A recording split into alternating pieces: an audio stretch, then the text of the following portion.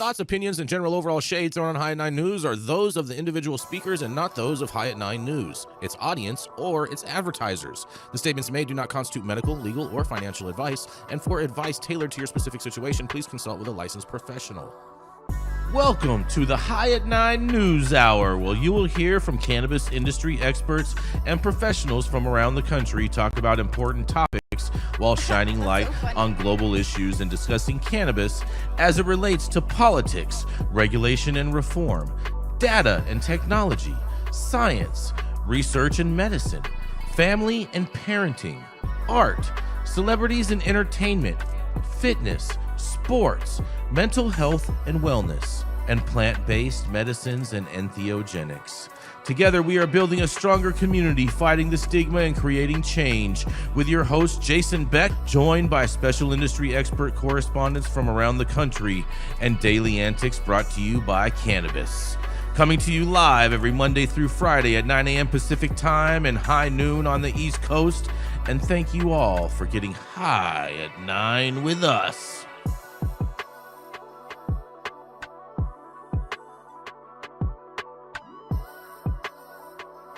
Out of my mic, and we're live. Yes. Good morning, everybody. It is Thursday, October 9th, and today is this is fantastic. I love this one. It's National Pro-Life Cupcake Day. What? Yeah, that's right. Stop killing babies, you guys. Yep, cupcaking around. It's fine. I'll be the only one that supports it. It's fine. It's okay. I'll have a little icing, little cake. You know what I mean? Whatever. It's also National Moldy Cheese Day. Really? Mm-hmm. We've got too many days going on. Too many national days, man. Hey, take it up with Who sets these days? Who's responsible for this? There's a lot of people are responsible for this, Stone. There's a lot of responsible people in the mix on this. Jason Beck. Yeah. It's also National Panda Awareness Day. Like me a good panda. Did we get the pandas back, or does China still have the pandas? I don't know what happened. I think we're always trying to get everything back from China, Yeah. You don't want me to go there, Stone. Not this early. Not this. I want to go there. And thank you all for joining us and getting high at 9 with us. There's also high noon on the East Coast. And please remember to like, share, and subscribe to us on all social media platforms. You can look up above and down below to see exactly where we live on the internet. And we are live every Monday through Friday on YouTube, Rumble, Twitch, X, Instagram, Facebook, Kick, as well as on our very own website at www.high9news.com. So welcome to everyone joining us from any one of these platforms. And man, today, you guys, I have two stories for you coming out of Ohio this morning. I think you are going to find this interesting because Ohio's medical marijuana program saw a 43% decline in active patients from May of 2024 through July of 2025 because there's much lower prices in Michigan, and one source that is one source of frustration for Ohioans, a researcher says. That's right. People reported reduced satisfaction with Ohio's medical marijuana program since adult use marijuana sales started, according to a new Ohio State University Drug Enforcement and Policy Center survey. Slightly more than half of the people surveyed, 56%, reported being either extremely satisfied or somewhat satisfied with Ohio's medical marijuana control program, the OMMCP, a drop compared to 74% on last year's survey. More people also reported some level of dissatisfaction on this year's survey, 30% in 2025 compared to 20% in 2024. In a quote, they say, "I think the drop in dissatisfaction was a little more than I expected," said Yana Horvadina, administrative director of the Drug Enforcement Policy Center. "I expected a little bit of a drop, but going from 74% to 56%, that's a pretty big drop." The Drug Enforcement and Policy Center has been surveying medical marijuana patients every year since sales started back in 2019, and the latest report in its first year when Ohio's medical and adult use programs have coexisted. More than 4,000 marijuana users were surveyed, and Ohio medical marijuana sales started on January 14th of 2019 and totaled $2.23 billion with a B dollars, with 331,341 pounds sold as of September 13th, according to the Ohio Department of Commerce Division in Cannabis Control. Ohioans passed a citizen initiative law to legalize adult use marijuana back in 2023 with 57% of the vote, and sales started in August of 2024. Ohio legal marijuana sales topped $702.5 million in the first year. The state's medical marijuana program saw a 43% decline in active patients from May of 2024 through July of 2025, going from 165,746 active patients in May of 2024 down to 94,294 active patients in July of 2025, according to the survey. The program had 184,958 patients at its peak in October of 2023, and more than half of those surveyed, 56%, said they were extremely likely to continue to register as a medical marijuana patient, and 16% reported being somewhat likely, according to the survey. It's hard to know what this will mean for the future of Ohio's medical marijuana program, but Hindradrova expects there to be a further drop in patients before the number of patients in the program eventually stabilizes. In a quote, she says, "For the medical patients, they do not want to necessarily see themselves as adult use patients or adult use users," she said. "I think there is a perception of cultural difference in those two terms, so I think some patients will continue to register with the program regardless." That's just ego, I feel like, but nonetheless. The average monthly price of plant products rose to $7.42 per gram during fiscal year 2025 compared to $6.16 per gram for fiscal year 2024, according to the survey. And Michigan's average price of flower in adult use dispensaries was $2.52 per gram, according to the survey. And quote, "Unfortunately, I think we are always going to be compared to Michigan," Hindradrova said. "But at the end of the day, the fact is, if you drive to Michigan, you pay way less than you pay in Ohio dispensaries, and that's just frustrating for people who cannot make the trip on a regular basis." More than 3/4 of those surveyed, 79%, said using marijuana has reduced their need to use prescription painkillers, and 26% said using marijuana helped them reduce their use of illegal drugs, according to the report. In a quote, "There seems to be some public and private benefit for some people when it comes to replacing other substances with marijuana, which might be less harmful than other substances," Hindradrova said. The Drug Enforcement and Policy Center laid out 3 policy priorities regulating intoxicating hemp products, collecting data and funding Ohio-specific research, and providing education to the public. And there are a handful of bills in the Ohio legislature that are trying to regulate intoxicating hemp products in various ways. And the Drug Enforcement and Policy Center recommends having a 21-year-old age requirement to buy intoxicating hemp products, and they have specific safety and production standards on intoxicating hemp products and not marketing those products to children, among other recommendations. But my story is going to go, next story is going to go into all that, and I can't wait to hear what you guys have to say about this.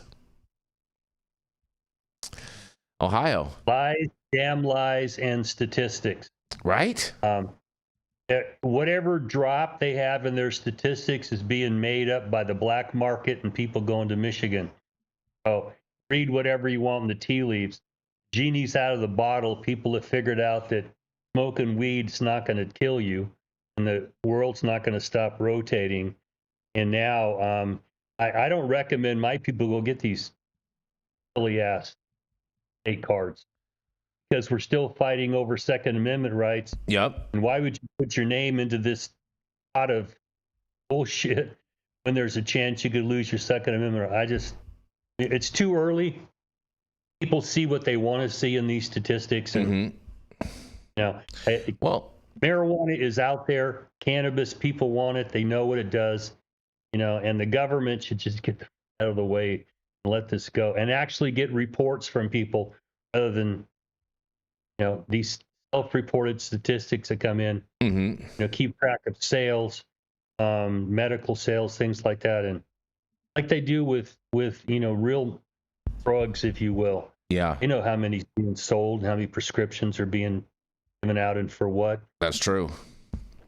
That is true. You know, well, Dale, you know, I think part of this is, you know, we've watched in every single state that started with a medical market and then went to an adult use market. They've all went to a decline in their medical, in their medical, people that register for their medical program.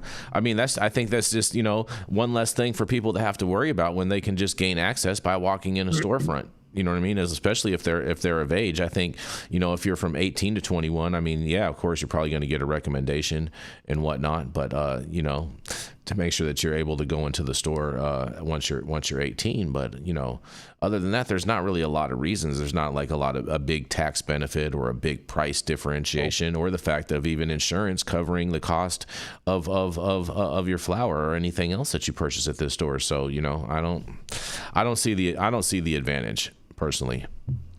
Well, back in the day when Molly and I were doing this, I mean, California allows a recommendation for any medical condition that cannabis provides relief. Correct. Oh, it was pretty easy. Okay. It was still a novel, but a lot of the people that we gave recommendations to, that we could then keep them out of prison. And that was the goal. It wasn't to get a tax break. It was to be able to fight a felony. Yeah. And once you take all that shit away, why would you come and sit down with me or Molly for a half hour and go through the lengthy history of everything from fungus toenails to hemorrhoids and all this other shit we tried to look at for what was wrong and rationalize a recommendation? Some of them, like cancer, arthritis, things like, I mean, those are pretty straightforward. PTSD. If you can get something for doing that, then great. But I don't see the big benefit now that recreational's out there. Is medical, you know, to be honest, was a shoehorn to get this stuff legalized. And I mean, we can play all the games we want, but people came to our office because they wanted to smoke weed and not go to jail. Yep. Okay. And now you can smoke weed and not go to jail. You don't have to jump through hoops. So why would you jump through a hoop and pay me $100? I mean, come on. Fair enough. It's just people. Stone, what do you think about this, Stone? It doesn't, like Dale said. I mean, it doesn't make a lot of sense. It doesn't make the sense that it made in the beginning. And, you know, it was the shoehorn to get into it, but I almost feel like it was a double-edged sword too, because now we're going to be fighting this whole thing of they're saying, well, it's medicine, so we need to regulate it this way and blah, blah, blah, blah, when fuck off. It's a nutraceutical and we should all just have access to it. Just make sure it's clean and give us access. They can't make sure it's clean, Stone, because they don't test it properly. But nonetheless, that's what I said. Make sure go it's for clean. it. Go for it. Test it properly. Give us what we want. Maybe you want some of those contaminants, though, Stone. You know what I mean? Some of those, we've been taking them on for many years. So. Some of those contaminants are supposed to like add more glow and vigor to your whole complexion. Yeah, right. I think Bobby Kennedy has struck upon something with Let's Be Healthy Again. If we actually take a look at what's in our food supply and we put in our body all the time without thinking about it, I mean, shit, we all got plastics in us. We all got these, you know, forever chemicals in us right now. We have no idea what the long-term effects are to us who take it or to our gene pools who pass it along. We don't know.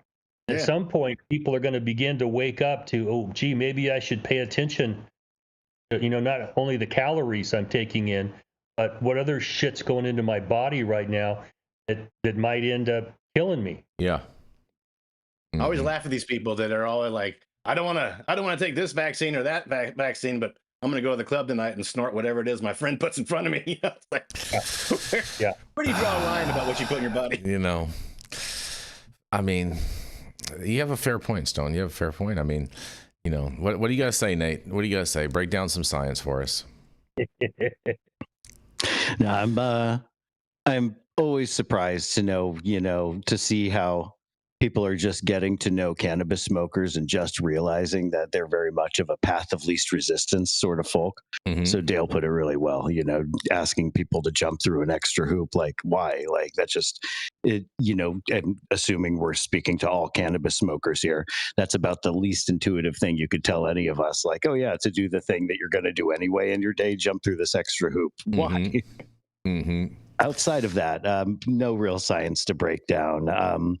Stone's got a good point. When you've got underdeveloped industries and ways of thinking, you have underdeveloped ways of looking at testing. I mean, look at California here. We're supposed to be amongst the most developed, and it's a complete things are completely effed off here because, people don't know what they're doing and are constantly putting the proverbial cart before the horse without actually having a scientific backing to what they're doing. I mean, just now the information's coming out that while all of the laboratories in the state are ISO accredited, right? Because you would assume that there would be a governing, quality body such as ISO standards being maintained for something like testing labs.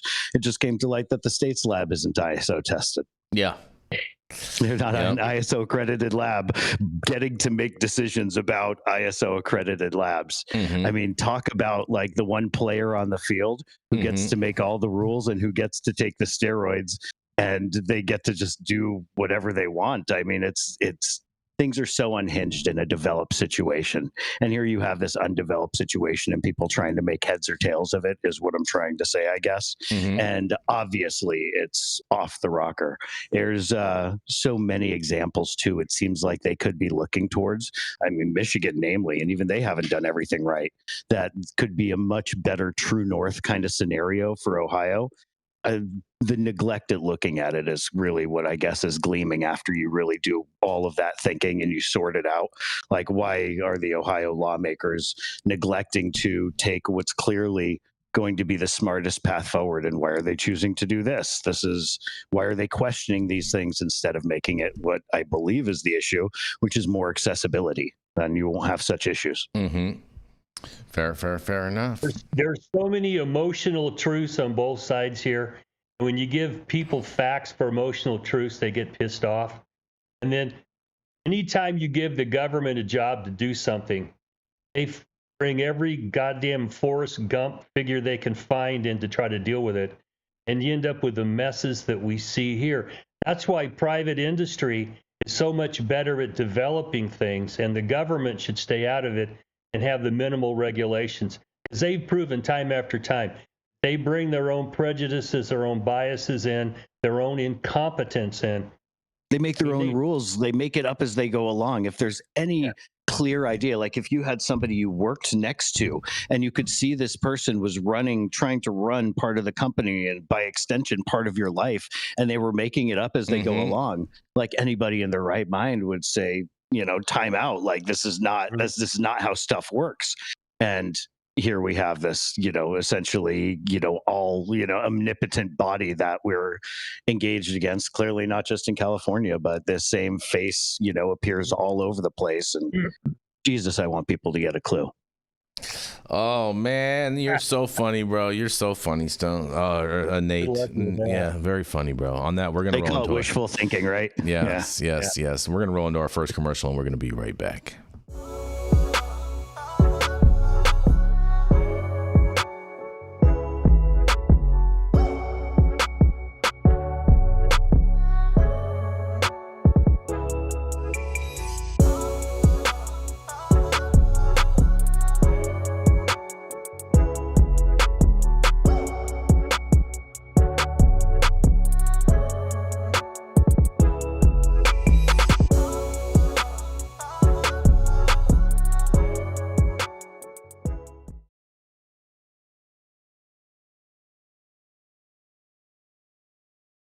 There we go, and we are back.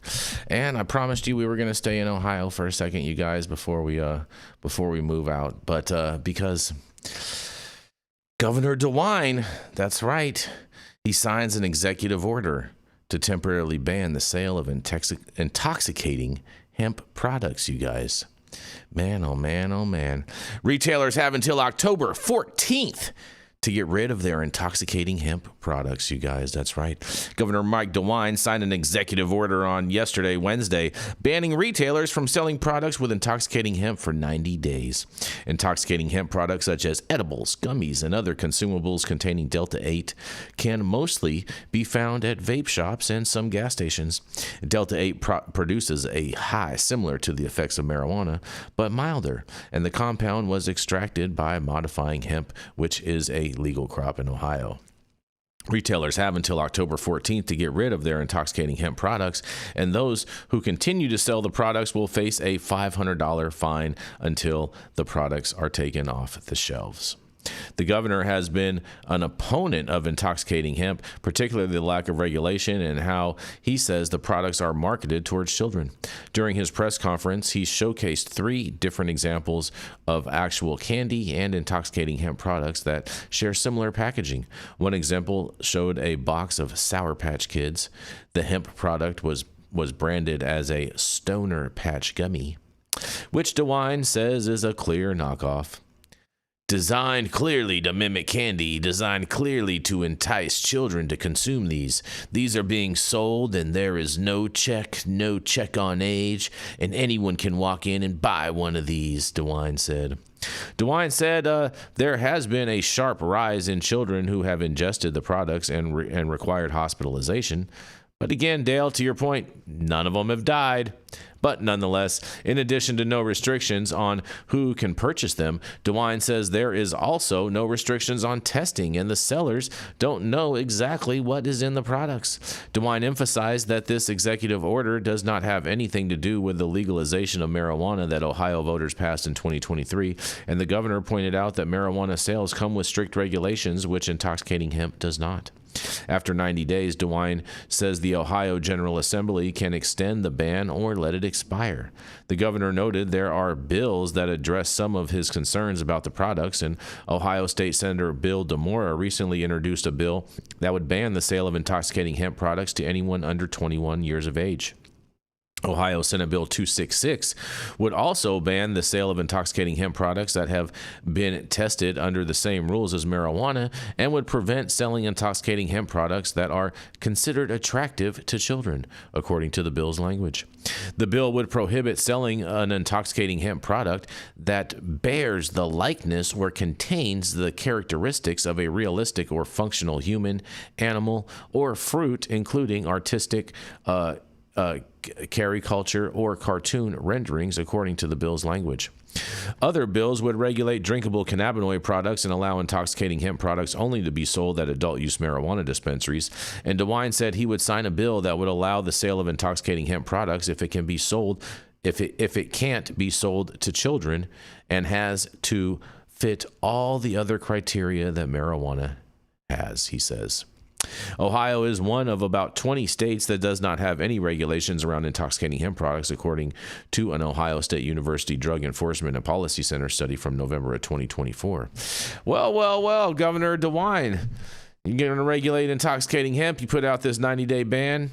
Well, in reality, I think all that you want to do is just have these products sold in dispensaries, it sounds like, and make sure that there's an age gate. That's what it sounds like to me. It sounds like they're going to turn Ohio into California ultimately, but I can't wait to hear what you guys have to say about this. I don't think it's an intoxicating hemp problem. I mean, it's an enforcement problem. I take it Stone, that you're not going to be traveling to Ohio after the 14th for any of these consumables. I can't get any more intoxicating hemp. Shut up. I'm just not out to get the hemp industry. I think that they can do some smart regulation. All the banning that's going around or trying to go around the country is a little ridiculous. That's kind of like, I'm gonna cancel Netflix because I don't want my kid to watch something that's on Netflix, instead of actually parenting and turning on my parenting controls and me being in control of what they're doing. It's just like, let's just fucking get rid of it. Like, it's stupid. I think it's stupid. I mean, I'm not, Well, what's the extent of the executive order power here? Because 90 it days. Sounds like a lot of what he did could be part of, reasonable regulations. He shouldn't be selling this to kids. Okay? I agree. Yep. And yep. He didn't have a bluey gummy. I mean, I got grandchildren. I know the shit my grandchildren watch. You shouldn't make characters like that. But you can't have a human, an animal, a fruit. Look, you can't make life safe for a kid. You have parents for a reason. Yep. Kids are stupid. They'll stick shit in their mouth. Okay? That's why you have parents. And to try and make the world safe, to be the bulldozer for your stupid fucking children, we can't do it. It doesn't make any sense. At some point, the legislators need to sit down and take off their partisan hats, try to drain the stupidity out of them as much as you can. Let's talk about, is this a safe product? No. But does it kill people? No. So somewhere in between drinking bleach and eating Tylenol, and going and eating a regular gummy is where we are here. Why can't we have adult discussions? Because we have these emotional beliefs. I mean, Rand Paul pointed to the prohibitionists in the Republican Party yesterday in the story I talked about. We have the other people in our party that think if you smoke weed, it's going to fix every problem in the whole world. And that's fucking delusional, okay? But people want to use it. Why can't we find a way to meet people wherever they are? Oh, because we have politics. Here we are. Fair enough. Nate, what do you got to say, Nate? In the right way, I'm pro regulation. I want to see things properly industrialized, mainly because I know about the shit that gets into cannabis if you don't have the opportunity to test it properly. And it runs rampant. And not only do you have the opportunity to have anything from, harmful molds to pesticides to some really nasty toxins and heavy metals filter into there, you also have the opportunity, when you have an unregulated market, for it to be a dumping ground from other markets for stuff that doesn't pass, which makes it triply dangerous. Because now you actually are seeing this as like a garbage funnel, and you're feeding people out of that garbage funnel. I don't like that. Whenever I have the opportunity to see something responsibly regulated and actually helped out, like in the same breath, is there any sane person here that's arguing against the health department visiting your local favorite restaurant? One might reason to themselves that if they weren't passing the conditions of the health department, maybe they shouldn't be serving you your favorite food.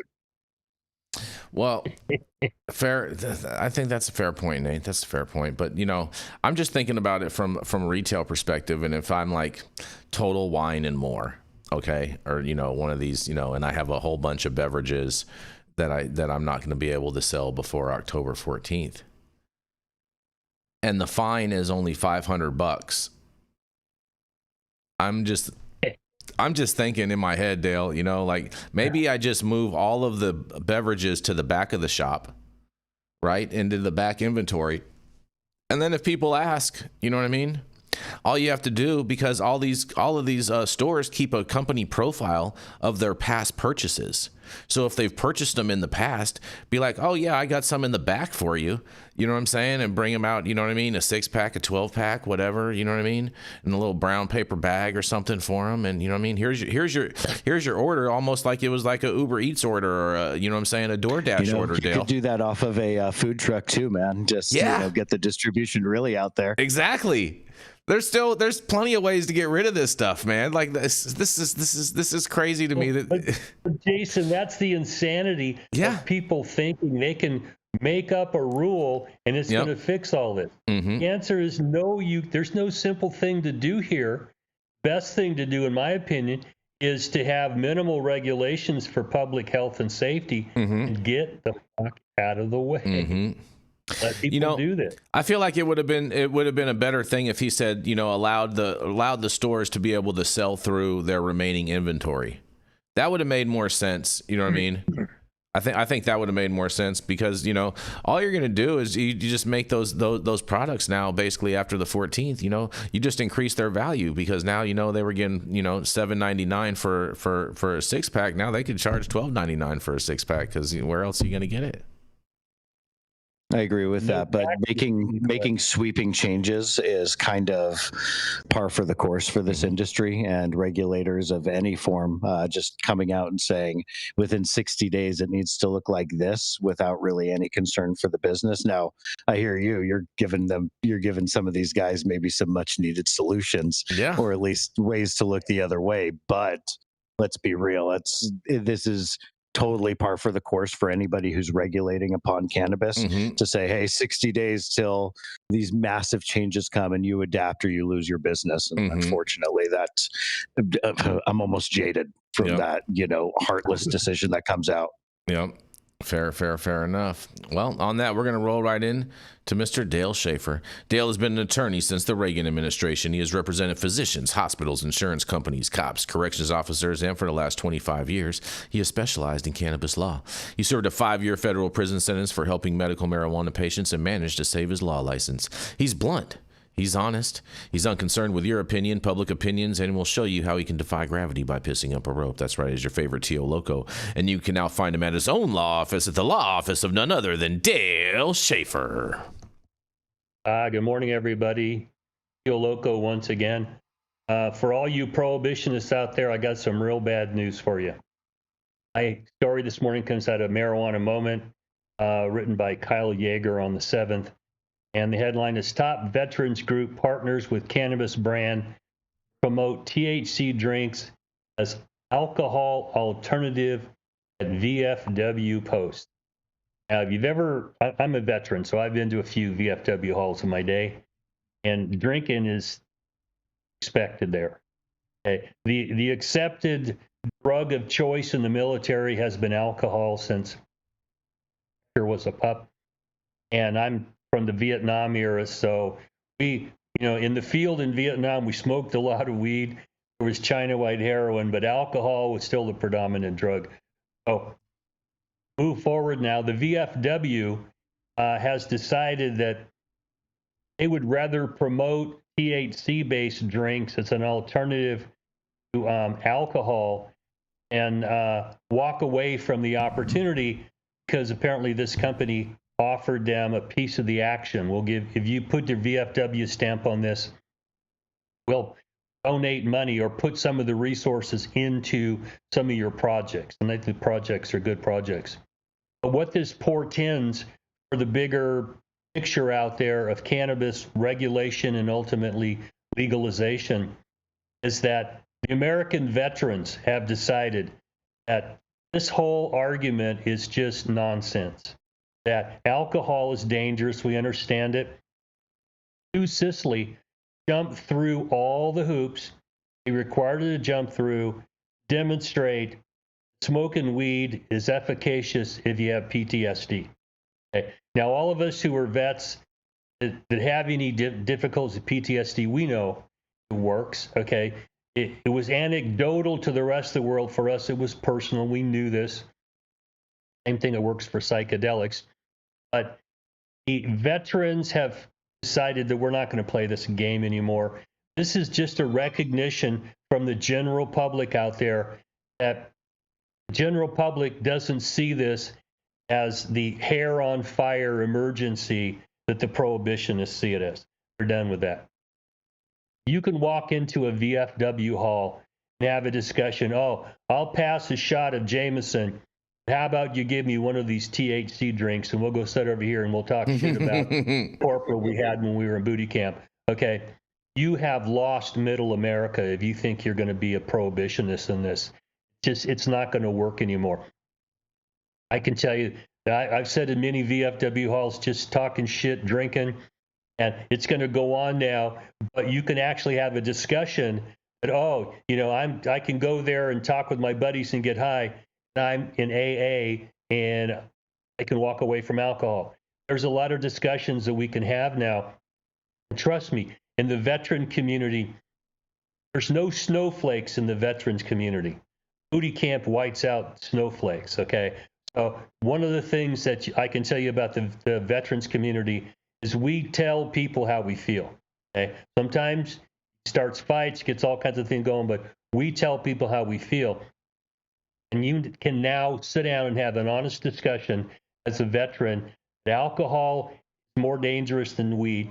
Okay, we can get this where we go to sit around and tell lies about our service career, which is what we do a lot. And now this is being normalized into society. What I just want the prohibitionists to listen to is when you've lost the VFW, you've lost the game. So can we truncate this next 5 to 10 years of experience where we fight and do stupid shit? Can we move to a place where we actually try to fix real problems and get out of the way of this? I'm going to throw this back at you guys, your comment, but I just think that they should run the white flag up the pole. And, you know, Kevin Sabat, we should send him a white flag on a pole. I mean, but like, some of these states that ban these drinks, what are they going to do at the VFWs in those states, Dale? Well, the caveat is that if it's not legal there, they're not going to sign off. And where that line gets drawn, I mean, I don't know, because these drinks technically are legal at a federal level. They can move across states. I don't know. That remains to be figured out. What are they going to do at the Ohio VFW after October 14th? Well, trust me, there's enough non-agreeable veterans out there. Some will sneak a 6-pack of THC in, and we'll do it. And no one's calling the cops to rat them out either. That's another thing. That's for damn sure. That's for damn sure. Oh man, can you imagine the public flogging that you get for that? Oh man, no, the public ass whipping. Yeah. There's no snowflakes. Somebody will call you on your shit. Yep. And sometimes it leads to squaring up and FAFO, right, Dale? Yeah. FAFO. Stone. You know, I almost picture the classic way of looking at like the people drinking during Prohibition, and you'd have almost like your personal flask just, at the ready at all times. It gets so versatile. I almost can see that. You can just, in any instance, you could just Trojan horse in a THC tincture. Could be alcohol based, could be, I mean, hell, I'll give somebody the recipe here on your show with permission. It's not very difficult. And we could just, anybody could take that tincture. You could make any drink with it whatsoever, right?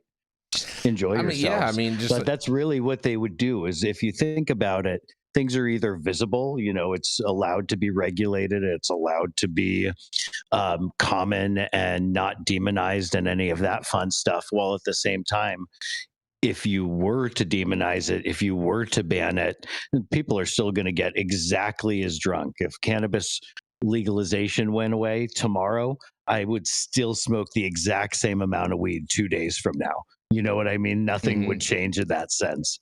And so in this same kind of light, that's how this looks. Like that's the optics from the community. And so I couldn't agree more, with what Dale said. That's just, it's going to be there anyway. It's going to happen anyway. I want to ask why this is an issue, but we all friggin' know why. Why is this an issue, Nate? Why is this an issue, Nate? Why? I'm confused. Please. It seems like it's distracting us from things.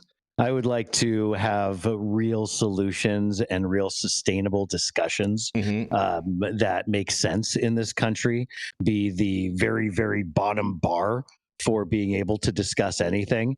And that has been so far behind us for so long that it's embarrassing. Now, this just seems to fall into that white noise of all the crap that shouldn't be happening. That's what the problem is. I just look at it too as like, if you're a veteran and you fought and you put your life on the line, you know what I'm saying? You went into battle for our country. You should be able to do whatever substance you want to do, even if it's an illegal substance. I don't care. Like if you want to do it and it makes you feel better and whatnot, like whatever, bro. Like you've paid your debts to society to be able to do that. In my opinion, and that's not to say that like there is a lot of harm that happens from our veterans from them, and then they have a lot of trauma, and so they do turn to other substances that do harm them. So I'm not saying that I don't want to help them get off of things that are harming them, but at the same time, like if they feel that makes them a better person and that's how they want to live the rest of their life, then what I'm saying, then more power to them in all way, every way. And so shout out to the veterans halls for allowing these things to take place, and maybe they'll have more elaborate tales off a THC beverage, Dale, than you know what I mean. I'll tell you what is not going to happen. They're not going to have the situation where veterans are getting up and wanting to fight one another because they're like, no, you lied about that. That's not what you did. I was shooting at him. It wasn't you. Well, I was a corpsman. So when I sit down with veterans, particularly ground pounders and grunts, we have honest discussions about shit. Okay, and I tell veterans, if you can help it, don't drink with PTSD. It's like pouring gasoline on a fire. Smoke, hit a DMT pen with someone helping you, take some ayahuasca. There are a lot of things we talk about realistically, and using cannabis to help sleep is like the simplest thing that you can talk to them about. Do this, take a gummy, it'll help you sleep, and then, talk about your nightmares and PTSD dreams and shit like that. Because drinking, snorting coke, meth, things like that, even the opioids, those are a cliff you're going to go over, like with alcohol. If you're using that to medicate what the military put into you. Yeah.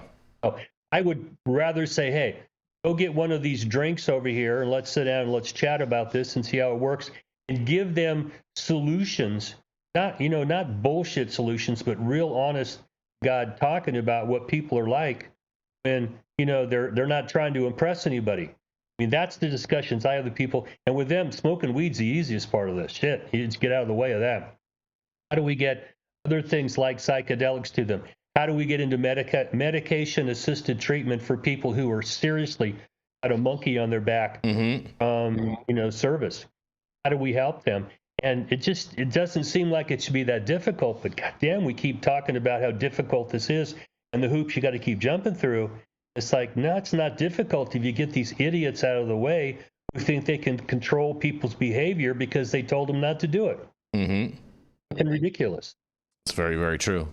Very true. Anything you want to throw on this, Stone?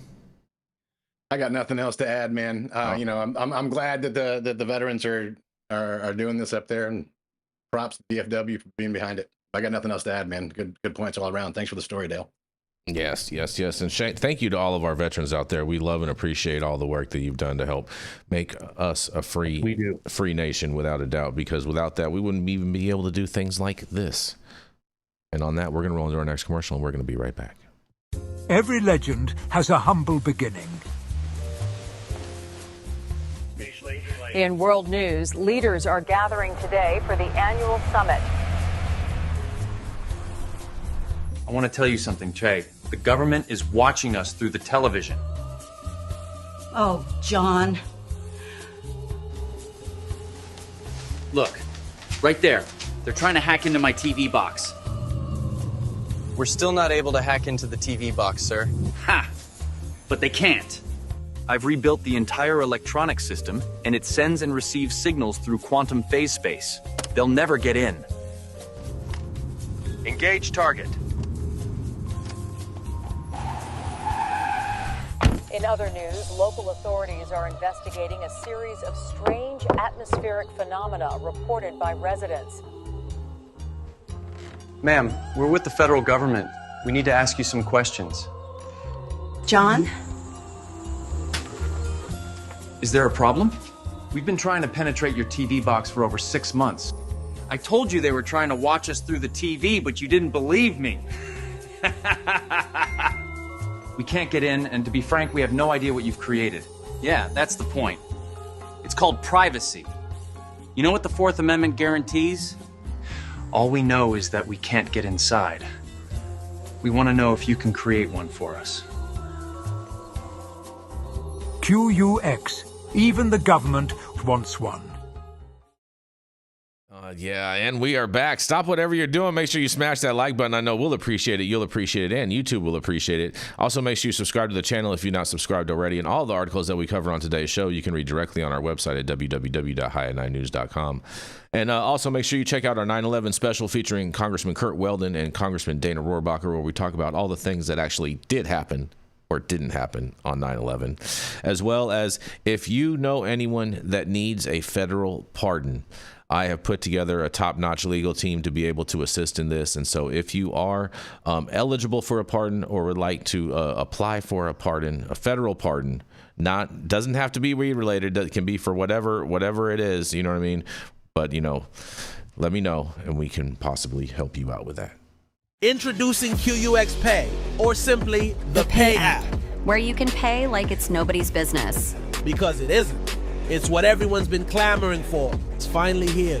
Secure every payment. Your data stays private. QUX will never sell your data for profit, period. Pay friends, family, contacts instantly. No hidden fees. No limits. Spend on the move. With this patented technology, you can use debit, credit, bank transfers, cash cards, and even crypto completely offline. Amounts transferred through the Pay app reach their destination instantly. Transfers in a flash. As quick as sending a text. No more waiting around like crypto. Are you ready for the future of payments? The state of the art for money is finally here. Data privacy and security protocols trusted by militaries and banks worldwide. QUX Pay, the Pay app. Available as an app and point of sale system, personal and corporate accounts available. Go to QUXPay.com and start using the Pay app today. Yes, and we are back, and we are going to roll right into Mr. Stone Slade, who apparently is going to be rolling up to Ohio to get all of his hemp beverages while they're on sale before they run out of them on October 14th. He's the man, the America's man from the great city of Austin, Texas. It is none other than Mr. Stone Slade. All right. Thank you, Jason, my friend. That was one of your better intros. I appreciate it. You know, anytime you add America into it, it always makes it better, Stone. That's right. I like to see you trying. Yeah. Today, folks, we're going to talk about the real story behind the runner's high. For decades, the narrative was simple. You run, your brain floods with endorphins, and voila, instant mood boost and a little pain relief. But there's a problem. Those endorphins, especially the ones that we measure in your bloodstream, generally can't cross the blood-brain barrier in meaningful amounts. They're good at dulling physical pain, sure, but they're not sneaking into your head to give you that post-run euphoria. More tellingly, experiments in humans using opioid receptor blockers have shown that people still report euphoria and reduced anxiety after a run. In simple terms, blocking the endorphin pathway doesn't abolish the high. That tells us endorphins aren't the full answer, so scientists look deeper. Meet anandamide. I even spaced this one out, folks. I even spaced this one out, and I still messed it up. Anandamide, a fat-friendly molecule your body produces. It's part of your endocannabinoid system. Unlike endorphins, anandamide can cross into the brain and bind to CB1 and CB2 receptors, just like THC from cannabis does. In animal studies, blocking cannabinoid receptors erased key elements of the runner's high, like reduced anxiety and lowered pain sensitivity. Meanwhile, blocking opioid receptors did not. That was a major clue that the endocannabinoid system is essential for the phenomenon. In humans, when people run for about 45 minutes at a moderate intensity, their blood levels of anandamide and sometimes 2-AG, another endocannabinoid, rise significantly. And that rise correlates with mood uplift, less anxiety, and reduced perception of pain. Opioid blocking doesn't stop that. In sum, the evidence now says that the runner's high is less about opioids and more about cannabinoids, your body triggering a THC-like effect from within. Here's the part that makes this practical. Sustained aerobic exercise around 20 minutes or more at about a 70 to 80% of your age-adjusted maximum heart rate seems to reliably boost endocannabinoid levels, especially anandamide. One frequently cited protocol had subjects run or cycle at 70 to 80% of max heart rate for 45 minutes, and their anandamide levels increased compared to sedentary controls. Another study showed that only endurance work in that 70 to 80% zone reliably triggered these spikes. Walking or sprinting didn't do the trick. So yes, that 22 to 30-minute sweet spot you hear about is rooted in the evidence. It's not a magic number, but it fits the intensities that seem to reliably hit the endocannabinoid switch. So here's your headline. Your body already knows how to get high, not by chemical injections, but through biology. That post-run calm, clarity, and in-the-zone state, that's your internal THC firing off. Harvard researchers and other scientists suggested that the runner's high is driven more by endocannabinoids like anandamide than by endorphins. And that's a fascinating twist. The very same biological system cannabis lights up is the one your body uses to reward exercise. So tomorrow morning, when someone asks why you look so zen after your run, tell them it's not just sweat and willpower, it's your body's built-in THC cascade ramped up to 22 to 30 minutes of cardio in the right zone. I'm Stone Slade with the High at 9 News. Interesting. Stone, this is a great story, bro. This is a great story. So am I correct on this, that you need to be in the zone for 20 minutes or more in order to experience this? There's that sweet spot. Too long, you miss it. Too short, you miss it. There's that sweet spot of that 22 to 30 minutes at that heart rate of like 70 to 80%. And then the technological. Oh my God, technological terms. Yeah, but pretty fucking cool. I mean, yeah. I saw a post on Instagram about this a couple days ago, and so I was like, I want to find that Harvard study, and I'm going to write a story about it. So, I wonder if this is. I wonder, because I used to, I used to do spin class a lot. Yeah. And spin class is 45 minutes, super intense, but I would definitely feel amazing, like I take over the world every day afterwards. You know what I mean? I mean, granted, I feel like that when I wake up in the morning too, but you know what I mean? Still, still after doing that class for 45 minutes, I mean, you're just there. You could have done it in half the time and been a little more high and deuced out everybody on the way out. I was working on losing a lot of weight at that time, Stone, so I was glad it was 45 minutes, and sometimes I wish it would have been an hour or hour and a half. Because I was just like, I'll just burn more calories. You do get that benefit. And by the way, you're looking pretty good, Jason. Thank you so much, Stone. Thank you so much. Yeah. Kisses it. Why did we evolve to have this system? That's always my question. Okay. Because as we learn more about these different molecules, and anandamide and 2-AG have been known about for a minute. Ghrellin's another one that's produced in the small intestine that works on appetite. These systems are there, and I think it is important to know that there's a difference between endo-opioid and the endocannabinoid system, and how you get high, because opioids do make you high, but I think they make you high in a different way. And teasing this out, I think, is important. But we understand that cannabis is responsible for the feeling that you feel doing other things.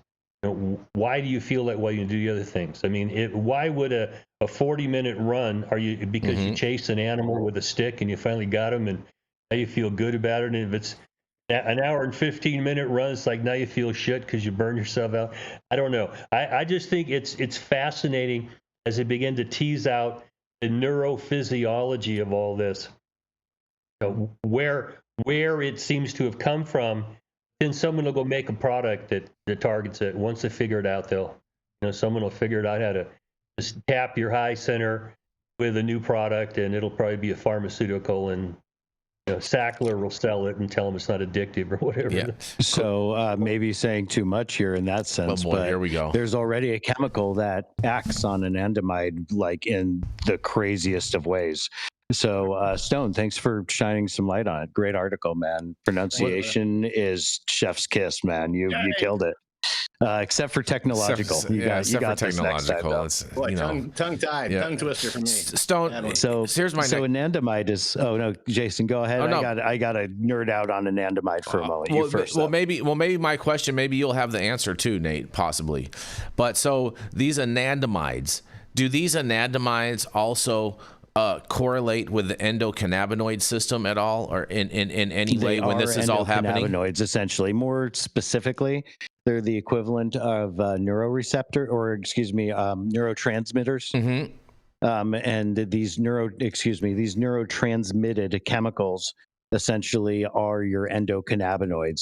When you think of THC in an vastly oversimplified way, THC is essentially the phytocannabinoid equivalent-ish of anandamide, which is your endocannabinoid. That's what I was going to, that's kind of how I wrote the story, and what I took from it was it's similar to THC. It's almost like your body creating its own version of THC. So it interacts with, for the most part, the same receptor in your brain. What's that receptor in your brain doing?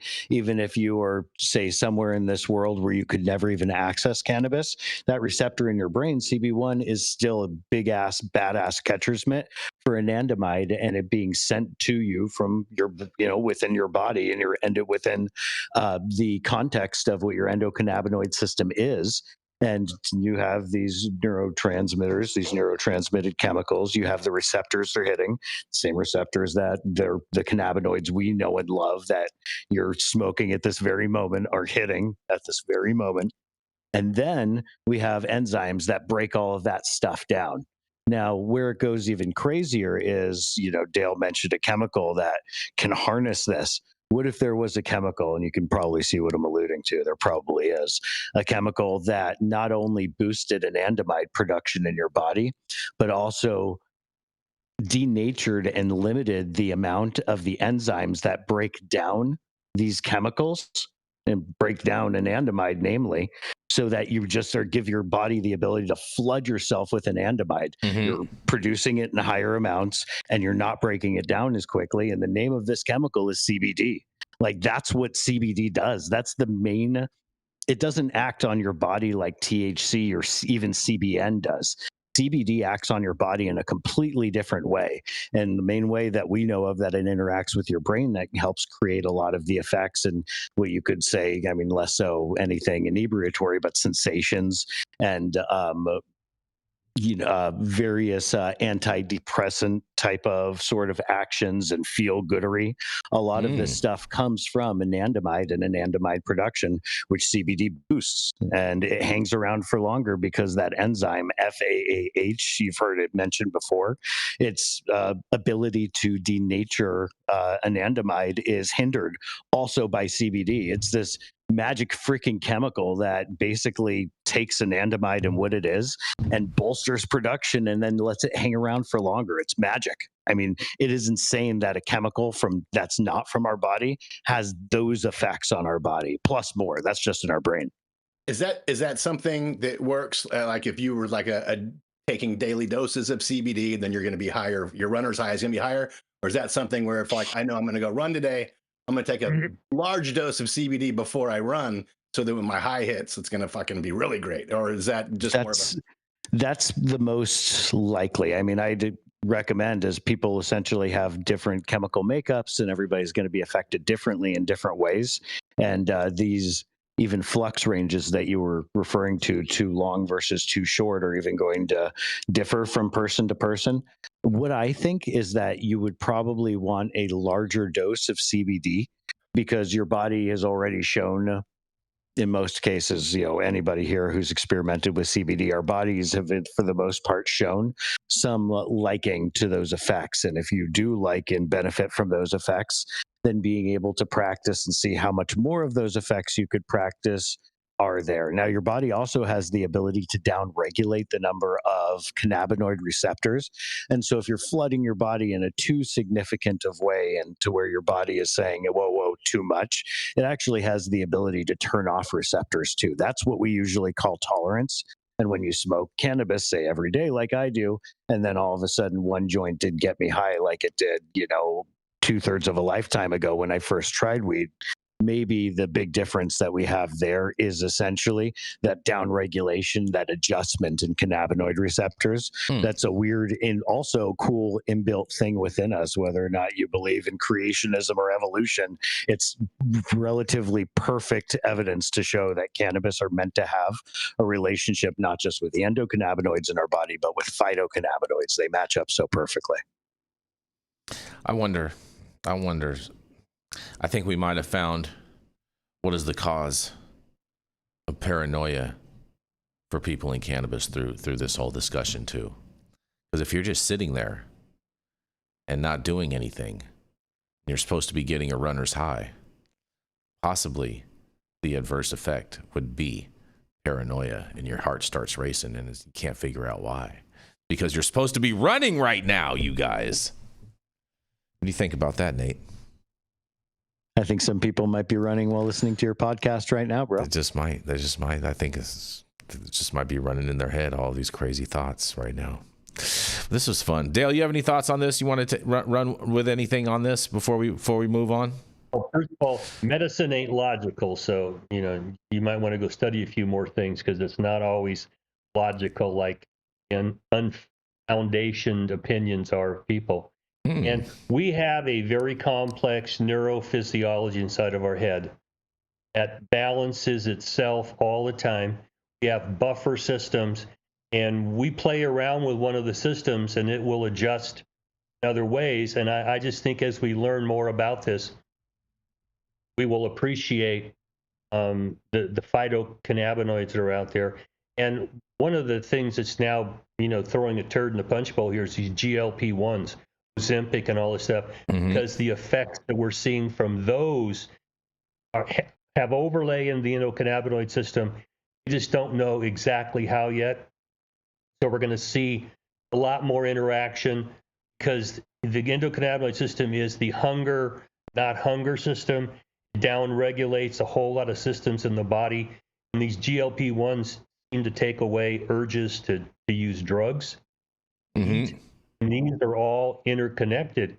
And it's why we need to train people in this, because it's very fascinating. We need more studies, more educated people pouring their brains into it, help the rest of us understand what we do and why we do it. And then why do you get high? Well, I don't know. Yeah. Weed gets me high. So yeah, we could all settle on that and move forward understanding, it does get you high and we enjoy it. It's because you feel like like me and Nate tend to be about this, really can geek into some of this stuff. But it's because you all of a sudden, system. Yeah, Dale, it's all of a sudden you felt like you worked out, but you didn't work out. You know what I'm saying? You get the rewards of working out, but not working out. It's like time maximization like right there.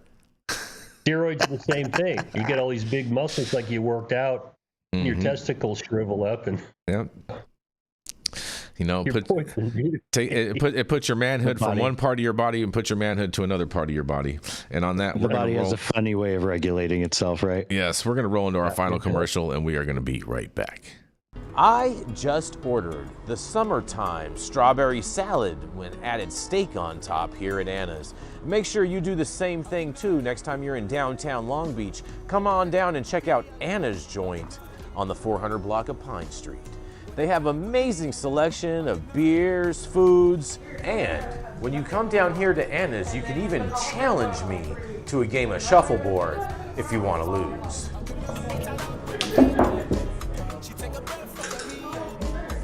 Did you get that? So, next time you're in downtown Long Beach on Pine Avenue, make sure you stop by Anna's Joint on the 400 block.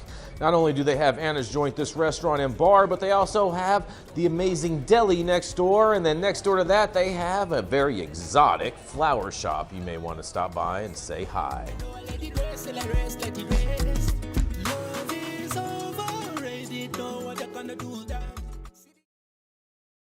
Yes, and we are back, you guys. We are back. Stop whatever you're doing, and we're going to roll right into Mr. Nate Winokur. Nate was the founder of Bell Costa Labs, a labs that was unjustly prosecuted by the state of California and the DCC. And now he has moved to teaching people all about cannabis with his new online series, Teaching Bud. It is none other than Mr. Nate Winokur. Thank you, Jason. Yes, thank you, everybody, for having me and wanted to share today's story with you. This is coming from overseas with the Cannabis Health News, and specifically this one out of Britain. It says, Spain approves long-awaited regulation of cannabis-based medicines. So usually I try to stick to feel-good and findings, and fortunately this week is no exception. What we have here is in a historic move. Spain's Council of Ministers has approved a long-awaited royal decree regulating the medicinal use of cannabis preparations in hospital settings. Following years of advocacy on behalf of patients and campaigners, the decision marks a decisive step towards the integration of medical cannabis into the country's healthcare system. The new framework proposed by the Ministry of Health establishes the conditions for the prescription of standardized master formulas made from cannabis preparations by specialist physicians in hospital settings. The regulations extend to the prescription of cannabis-based oils only and do not permit the use of cannabis flower, which I think makes sense for a hospital setting. The decree does not define a set list of indications for which these products can yet be prescribed. Instead, authorized clinical uses, along with the specific conditions for preparation, dosage, and prescription, will be established in the monographs published by the AEMPS, the EMPS, in the national formulary within the next 3 months. So national formulary, essentially the equivalent of the pharma cyclopedia. And what we have here is the notion that it will be approached, there's thinking, much more like a compounding pharmacy, where things will be put together in a specific kind of condition for the patient, as far as the route of administration and how much cannabis, the dosage, and so on and so forth. Moving along, the Ministry of Health said this will allow for continuous updating based on scientific advances and available clinical evidence, paving the way for the incorporation of new indications in the future, always under rigorous criteria of efficacy, safety, and medical necessity.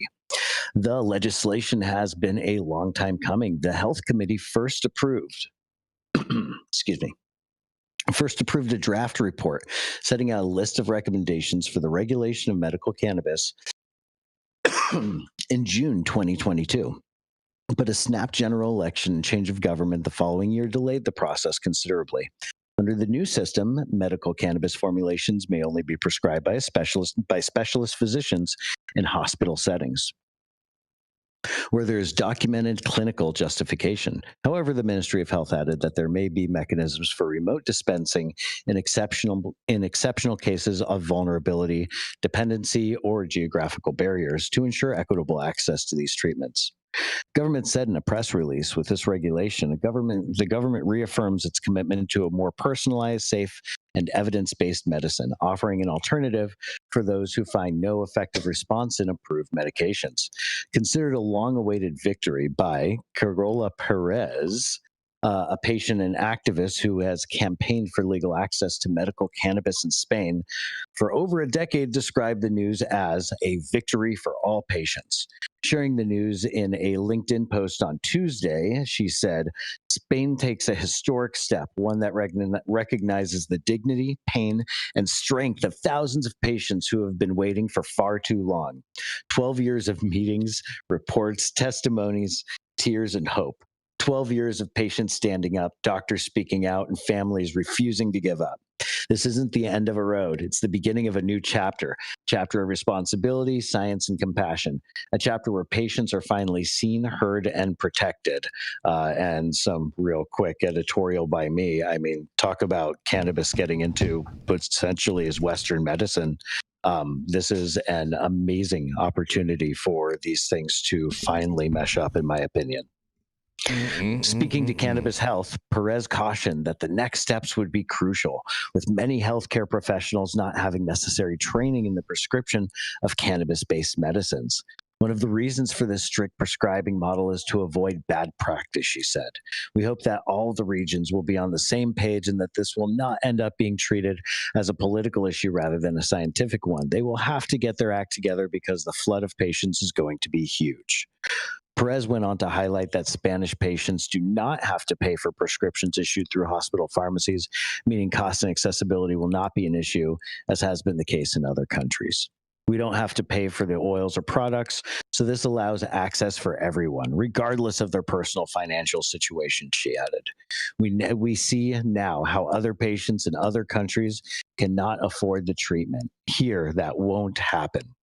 So there's a few other concerns that get discussed in terms of it being restrictive, which I think in a hospital setting, that's something to be expected. You should be expecting when something is allowed in a heavy clinical setting to be heavily controlled. And although I don't really push for control, I think that in this situation, the idea to actually see our favorite plant considered seriously as part of Western medicine, it's just too good of an opportunity to pass up in terms of being serious, in terms of not being demonized, in terms of it doing what we know it can do, which is a version of frustration and banging your head against the wall, which is, there are levels of ailments and suffering that exist in this world that don't need to. And the opportunity to see one more step forward where something sane is being decided upon rather than biases continue to restrict things from happening, we are now a massive step forward in the context of Western medicine. That's what I think. My name's Nate, here with Hyatt News, and I'd love to hear what you guys have to say. I gotta say, I was I was a little upset at the beginning of the story that, smokables not being involved in there, but listening to you there at the end and talking about its effect on Western medicine and how they're actually taking it seriously as a medicine. That's where I feel like, although we have medical programs across the country here, I don't feel like any of our individual states really think of it as medicine, more just like it's give the hippies what they want kind of a thing. So you changed my mind. I agree. It is a huge step. Now these oils, they're not smokable either, right? The oil part of it, is that just tincture?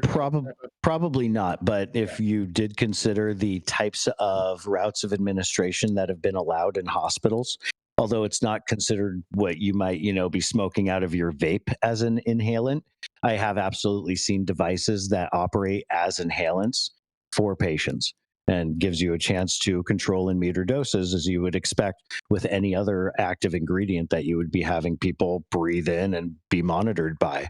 You also have the opportunity for, let's just say, for people with wasting disorders that are going to respond positively to THC. You can administer a small to metered dose of THC before a meal in a way where you've actually, in a clinical setting, been able to adjust and say, this is what this patient needs to get the most out of this next step.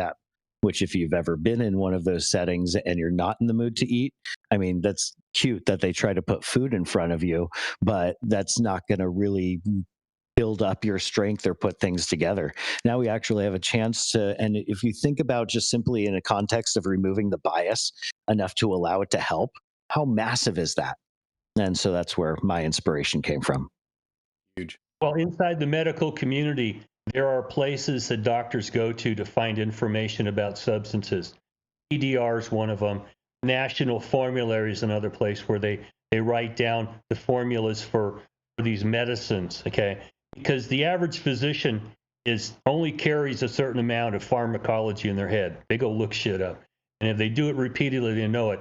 So have a place where you could go and look up a formula and they would explain to you in medicalese, route of administration, sort of the range of what to give them and what to expect. What are the consequences? What do you look for that has an adverse consequence? Mm-hmm. To be able to say, okay, well, we've got a product out there that we can drop a tincture and we'll deliver within 5 minutes X amount of THC in to be able to do something, or you swallow it and they doctor it up until it comes out of the liver what you want it to be. That's another pharmaceutical approach.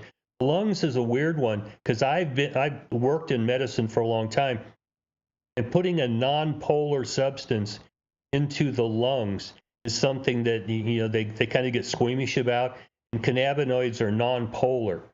If you can mix it, well, most drugs out there that we traditionally have used are polar. You mix them with an alcohol or with something that's a polar molecule, you can put them directly into the system. You can't do that with cannabis.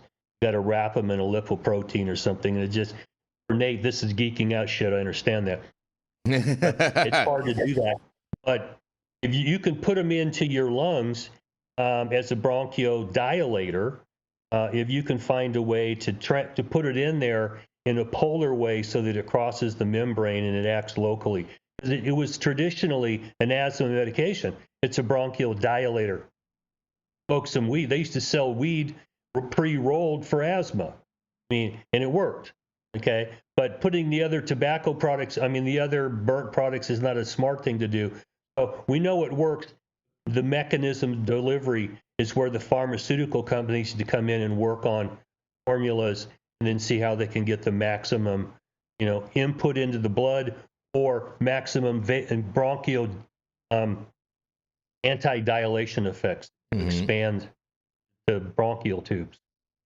I've seen liposomal infusions like you're talking about and other micelizations that, affected on essentially a chemical level to make it more water soluble. For anybody listening, whoever wants to look into that kind of stuff, that would be the highest level of science that currently exists that's commercialable, that's commercialization friendly for cannabis, where you can actually make it truly water soluble.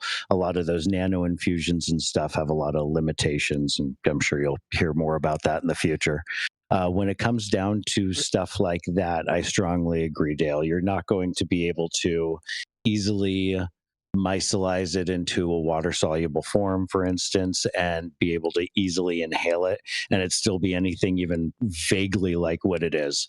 The couple of devices I've seen were actually specific to inhaling the vapor form of it, and being able to blow out into essentially the equivalent of a vacuum tube filter that didn't express it into the environment. In those exact cases, they were doing the equivalent of vaping, your cannabis in a very basically through a box. And so that kind of thing is pretty easy to picture, and it obviously isn't too technical. I imagine when they say this kind of stuff, they're really thinking about formulations. They're probably instantly thinking about what they can give you to eat, what they can give you to drink, and not so much what they can give you to smoke. However, seeing that there's less of a bias to it, and knowing that in Europe it's commonplace to be able to smoke, maybe being able to go out to a hospital patio where everybody else is smoking stuff that'll kill you, maybe this will be more commonplace and not so frowned upon. And that could just be one of many, many types of benefits that come along with normalizing. Well, when I was in the Navy, you couldn't use weed officially. Wink, wink, nod, nod. We'd throw a guy in a wheelchair and take him out for a trip around the parking lot and get him stoned and bring him back in. And there's a way to do it. It works. There's always a way.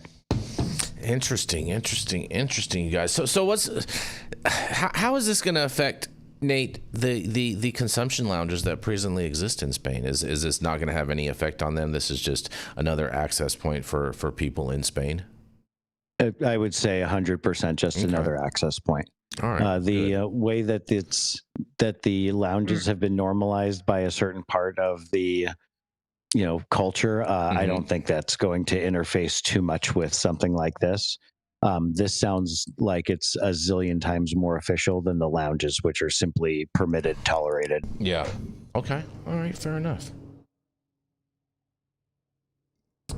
I guess, well, on that, we're going to roll into our final story of the day. Oh, man, this is a humdinger for you guys. I hope you enjoy this. Dale, this is probably going to get you all fired up right now, okay? So I'm just warning you. Make sure Heather keeps the heart monitor on you, okay? Because the ex-DEA administrator Annie Milgram's swampy legacy, that's right, full of no-bid contracts, no marijuana reform, and no accountability. MMJ Biopharma CEO DeWine Boyce summed it up bluntly. He says, Milgram's DEA was a monument to incompetence and indifference, he says. And patients paid the price. Every day of delay meant another day people with Huntington's and multiple sclerosis went without hope. Terry Cole now has the chance to fix what she's broke, he says. Former DEA Administrator Annie Milgram left behind a cloud of controversy, unanswered questions, and a legacy of paralysis on medical marijuana policy. As new details emerge about the potential Justice Department Inspector General's investigation into her administration's no-bid contracts to friends and former colleagues, one thing is unmistakably clear. Under Milgram's leadership, the DEA squandered historic opportunities to modernize its outdated approach to medical cannabis. But there's a culture of cronyism, and there's been no reform because, according to federal records and congressional testimony, the OIG probe examined millions of DEA contracts Milgram awarded without competition, including $4.7 million for strategic planning to personal associates, $1.4 million to Wilmer Hale for a politically connected review, and nearly $400,000 to a New Jersey ally hired within weeks of her confirmation. These revelations came as the agency was failing its most critical mandate, responding to the nation's demand for medical cannabis research and reform. And a quote. While DEA insiders cashed in on sweetheart contracts, patients were left suffering, said DeWine Boyce, president and CEO of MMJ Biopharma Cultivation, a pharmaceutical company still waiting after 7 years for DEA approval to grow cannabis for FDA clinical trials. Milgram's DEA spent more time rewarding friends than fulfilling its legal duty to advance medical science. It was a monument to incompetence and indifference. But there was a legacy of delay and denial under Milgram because the DEA refused to act on multiple applications to manufacture cannabis for research, including MMJ Biopharma's 2018 petition to produce pharmaceutical-grade marijuana for FDA-approved trials in Huntington's disease and multiple sclerosis. Despite MMJ's FDA investigation, new drug, the IND, clearances, and orphan drug designations, Milgram's office imposed retractive requirements, delayed reviews for years, and ignored congressional oversight requests. Meanwhile, DEA lawyers defended unconstitutional tribunal proceedings against companies like MMJ. Proceedings that the Supreme Court later struck down in Axon versus FTC and Jarkiski versus SEC as violations of separation of powers protections. Milgram's inaction wasn't just bureaucratic, it was immoral, Boyce continued. Every day of delay meant another day patients with Huntington's and MS went without treatment, he says. She could have been fighting cartels, not crushing clinical research, he says. But the scandal overshadowed the whole overall mission as the DEA stumbled through its swampy internal turmoil. The agency's public mission eroded.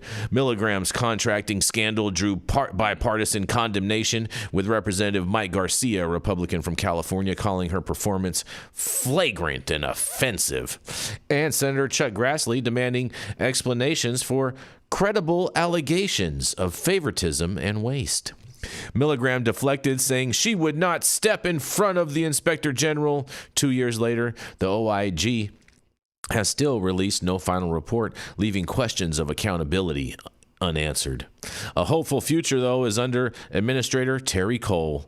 Milgram departed quietly in January of 2025, leaving behind an agency paralyzed by mismanagement and distrust. The arrival of the Administrator Terry Cole offers what many see as a rare chance for real reform. Cole, a former law enforcement executive with a reputation for integrity, now faces a defining choice.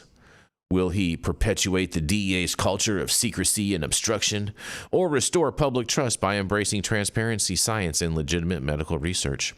Terry Cole has a chance to do what Annie Milgram never did, and that's lead, says Boyce. He can reopen the door to science, follow the law, and finally let the DEA work for patients instead of against them. But the road ahead for MMJ biopharma cultivation and the millions of patients awaiting cannabinoid-based medicines, hope now rests on whether the DEA's new leadership will dismantle the bureaucratic barriers Milgram left behind. Milgram's tenure will be remembered for no-bid contracts, no marijuana reform, and no accountability. But perhaps, under Administrator Cole, that story can finally change. And MMJ is represented by attorney Megan Sheehan. Thank you all for this message. I can't wait to hear what you guys have to say about this. Annie Milgram doing a milligram's worth of work at the DEA, apparently. Yeah, she's definitely going to be remembered for backroom deals and missed opportunities, man. Right? I think she's going to be more remembered for her name more than anything, personally. Well, the problem is there's nothing new about the results that were coming out of the DEA, going clear back to the 1970s when they first got started. Whatever comes out of their mouth, you should take with a large grain of salt. Yep. Because their underlying job was to delay, drag your feet. And they have an enforcement division in the DEA, which, I mean, many people believe need to be out there looking for international drug cartels and shit like that. But they also have regulatory control, and that's where I have a problem with them, because they're cops. And once a cop decides that you're breaking the law, it's like you're a Puritan, man. And you're a criminal. We're not going to give you any slack. And no one really wanted push research that pointed out the positive things about this, and we've caught them so many times. And, you know, it got so frustrating for those of us in the industry to go into court repeatedly. And the judge would, go, yeah, all right, Mr. DEA, you got to now check off the box and give them an approval to go to the next step, and then drag your goddamn feet for 6 or 7 more years. It's not brand new, and it's not one administration versus another. It's an ethos inside the DEA And I mean, I'd like to see somebody break it, but they got started with the rescheduling, and inside the DEA, they put the brakes on. Yep. Trust me. Somebody inside there had a meeting and said, fuck, we will. We're going to stop this. They got stopped. Now, where's it going to go? I don't know, because these are forced. You don't see people's faces that do this. You just see the results of what they get. And, you know, I don't have a whole lot of good things to say about the DEA because they lost the war on drugs. You know, come on, guys. You keep wanting more money losers. to get your ass kicked. And everything else you touch, you fuck up. So I don't understand why there's a problem, but it's a Nixon threw it into the bureaucratic state, which means that you never get a real judge to make a real decision on a constitutional basis. It's all about, you know, the administrative agencies, and I've been pulling my hair out. This has been going on my adult lifetime, and I don't see it getting better tomorrow. So, don't fool me. Yeah, I'm a skeptic. Now, show me some evidence. Yeah. Fair enough. Stone, what do you got to say? Any milligram? I said it. Okay. I said it already. Okay. Yeah. All right. Fair enough. You didn't hear me? Yeah, we talked about it. All right. I was first. You know, you look like you had something else to say. I could see something on your face.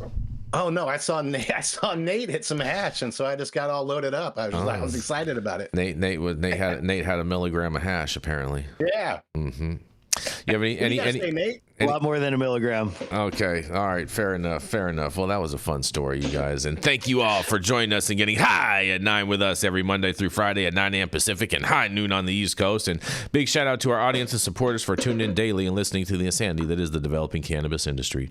Huge thank you to Catalyst for helping us keep the lights on. And thank you to our correspondents for being absolutely amazing. And thank you to Cannabis Sativa L for giving us a reason to do this every day. Thank you to Cloud Media Partners Elias and Kai somewhere in the metaverse. And thank you all for tuning in and getting high at 9 with us. We are America's #1 daily cannabis news show.